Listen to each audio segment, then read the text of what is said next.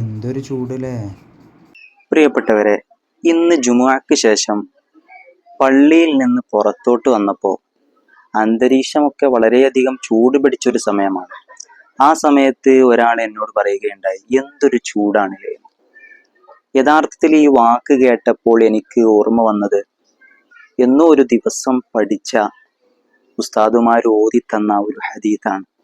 അല്ലാഹു സുബ്ഹാനഹു വ തആല പറയുന്നുണ്ട്, മനുഷ്യരൊക്കെ കാലത്തെ കുറ്റപ്പെടുത്തും, യഥാർത്ഥത്തിൽ അനദ്ദഹ്റു, ഞാനാണ് കാലം എന്ന് അല്ലാഹു തആല പറയുന്നുണ്ട്. എന്നിട്ട് അല്ലാഹു തആല പറയുന്നുണ്ട്, കാലത്തെ മാറ്റിമറിക്കുന്നവനും ഞാനാണ്, രാത്രിയെ പകലാക്കുന്നവനും പകലിനെ രാത്രിയാക്കുന്നവനൊക്കെ ഞാൻ തന്നെയാണ്.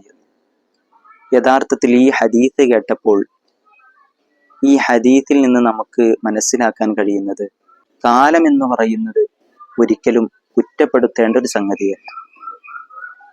അല്ലാഹു സുബ്ഹാനഹു വ തആല ചില സമയങ്ങളിൽ അതിശക്തമായ ചൂട് തരും, ചില സമയങ്ങളിൽ അതിശക്തമായ തണുപ്പ് തരും. അതിനെയെല്ലാം തരണം ചെയ്ത് മുന്നോട്ട് പോകേണ്ടതാണ് നമ്മളെല്ലാവരും. അതാണ് ക്ഷമ എന്ന് പറയുന്നത്. ഇപ്പോൾ ഞാൻ എന്നോടും നിങ്ങളോടുമാണ് പറയുന്നത്, നമ്മളൊക്കെ അറിയാതെ പറഞ്ഞു പോകുന്ന ചില വാക്കുകളാണ് പിന്നീട് അത് പറയാൻ പാടില്ല എന്ന് മനസ്സിലാകുന്നത്. ചുരുക്കത്തിൽ ഞാൻ പറയട്ടെ, എന്തൊരു ചൂടാണ് എന്നുള്ള ഈ ചെറിയ പദം തന്നെ കാലത്തെ കുറ്റപ്പെടുത്തുന്ന ഒരു ചെറിയ വേർഷനാണ് എന്ന് വേണമെങ്കിൽ പറയാം.